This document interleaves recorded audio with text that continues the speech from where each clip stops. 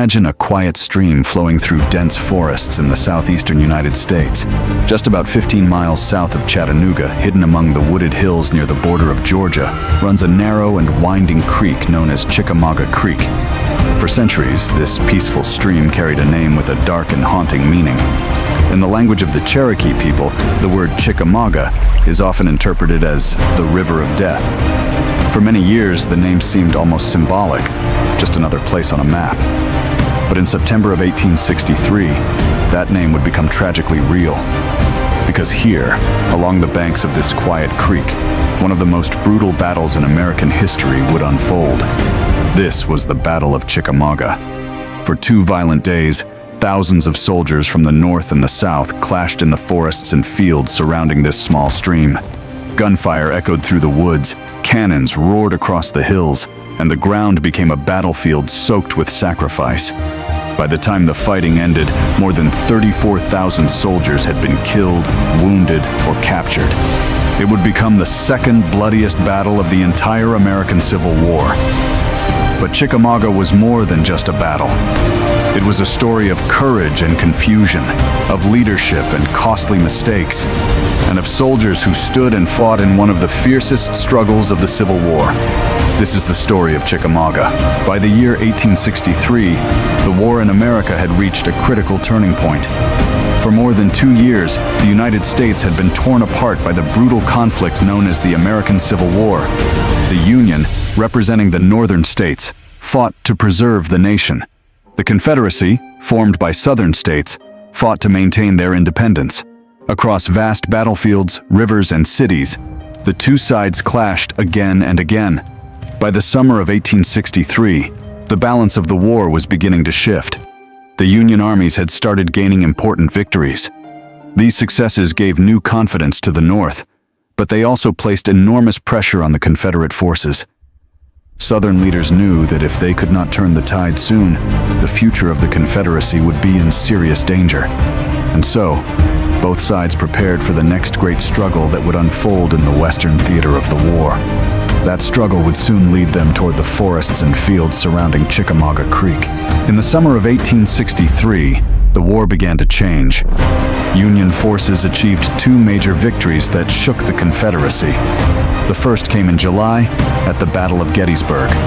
After 3 days of intense fighting, Confederate General Robert E. Lee's army was forced to retreat from the north.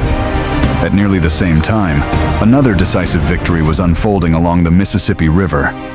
Union General Ulysses S. Grant captured the city of Vicksburg during the Siege of Vicksburg. With that victory, the Union gained full control of the Mississippi River. The Confederacy was now split in 2. These victories gave new confidence to the North and placed the South under growing pressure. But the war was far from over. Soon, another brutal battle would erupt in the forests near Chickamauga Creek. One of the most important strategic locations in the western theater of the war was the city of Chattanooga. Situated along the Tennessee River and surrounded by mountains and ridges, Chattanooga was a vital transportation hub. Several major railroads passed through the city, connecting the Deep South with the rest of the Confederacy. Whoever controlled Chattanooga could control the movement of troops, weapons, and supplies across the region. For the Union, capturing the city would open the door to the southern states of Georgia and Alabama. For the Confederacy, losing Chattanooga would threaten the entire western defense of the South. Because of this, both armies knew that the struggle for Chattanooga would soon become inevitable. And that struggle was already beginning to take shape near Chickamauga Creek. As the campaign moved toward northern Georgia, 2 powerful armies prepared to face each other. The Union forces were led by General William S. Rosecrans and were known as the Army of the Cumberland. This army numbered more than 50,000 soldiers and had been advancing steadily toward Chattanooga. Facing them was the Confederate Army of Tennessee, commanded by General Braxton Bragg. Though smaller in number, Bragg's army was experienced and determined. Among its leaders were several capable commanders, including James Longstreet and the legendary cavalry officer Nathan Bedford Forrest. Both sides now knew that a major confrontation was approaching. Soon, these 2 armies would collide in the forests near Chickamauga Creek. After capturing Chattanooga, Union General William S. Rosecrans believed the Confederate Army was retreating. Confident in his success, he ordered his forces to pursue the enemy through the mountains and forests of northern Georgia. But this decision created a serious problem. Instead of moving as a single army, Union Corps advanced along separate routes, spreading their forces across a wide area. This dangerous separation weakened the Union line. Meanwhile, Confederate General Braxton Bragg realized the opportunity. Seeing the Union Army divided, Bragg began preparing a counterattack. The stage was now set for a massive confrontation near Chickamauga Creek. On the morning of September 19, 1863, the two armies finally met. The fighting began in the dense forests surrounding Chickamauga Creek. Because of the thick woods, soldiers often could not see the enemy clearly. Units from both sides suddenly encountered each other in the trees and opened fire. What followed was a chaotic and brutal struggle. Throughout the day, Union and Confederate forces launched repeated attacks and counterattacks. The battle lines shifted constantly as both armies fought desperately for control of the battlefield. By the end of the first day, neither side had gained a decisive advantage, but the fighting was far from over. On the morning of September 20th, the battle resumed with fierce intensity. Confederate forces launched powerful attacks against the Union lines. As the fighting grew more intense, Union commanders struggled to keep their lines organized. At one crucial moment, General William S. Rosecrans believed there was a gap in his defensive line. He quickly ordered a nearby division to move and close the supposed opening, but the report was wrong. There was no gap. When the division moved away from its position, it unintentionally created a large opening in the Union line. At that very moment, Confederate forces were preparing to attack. What followed would become the turning point of the entire battle. At the exact moment the gap opened in the Union line, Confederate General James Longstreet launched a massive attack. Nearly 20,000 Confederate soldiers surged forward through the opening. The attack struck the Union center with overwhelming force. Union soldiers were caught completely off guard. Lines collapsed as Confederate troops pushed deeper into the battlefield. Entire Union units began to fall back in confusion. The right side of the Union Army started to break apart. General William S. Rosecrans himself was forced to retreat from the battlefield. It was one of the most dramatic breakthroughs of the entire Civil War. But the battle was not yet finished. The Battle of Chickamauga was one of the bloodiest battles of the American Civil War.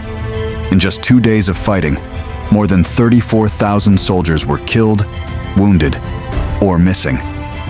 Although the Confederates won a tactical victory, they failed to destroy the Union Army.